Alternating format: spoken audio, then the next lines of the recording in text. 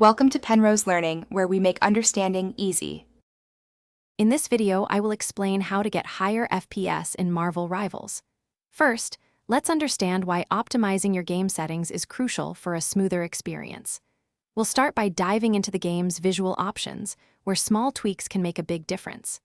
Then, we'll look at system-level adjustments that can further enhance your gameplay. By the end, you'll have a clear path to a more fluid and enjoyable Marvel Rivals experience, ensuring every battle is as responsive as possible. Let's begin with the in-game graphics settings. Start by setting your display resolution to 1920 by 1080 or even lower if you need a significant boost. Next, reduce texture quality to medium or low. This greatly impacts your video memory usage. Shadows are quite demanding, so turn them off or set them to a low quality. Finally, disable anti-aliasing or choose a less intensive option like FZA to smooth out edges without a huge performance hit. Now, let's move to system-level optimizations that can further enhance your FPS.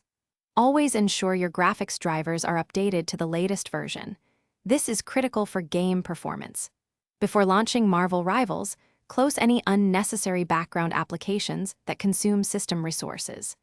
Set your Windows power plan to high performance to ensure your CPU and GPU are running at their full potential. Installing the game on an SSD also helps with faster loading times and smoother asset streaming.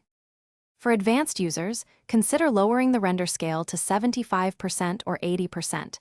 This renders the game at a lower resolution internally, then upscales it, providing a significant FPS boost.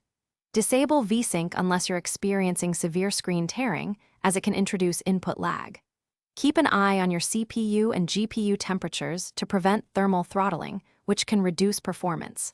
Finally, regularly clean your computer's internal components to ensure good airflow and consistent performance. Enjoy your higher frame rates. Thanks for watching. If this was helpful, leave a like and consider subscribing. See you next time.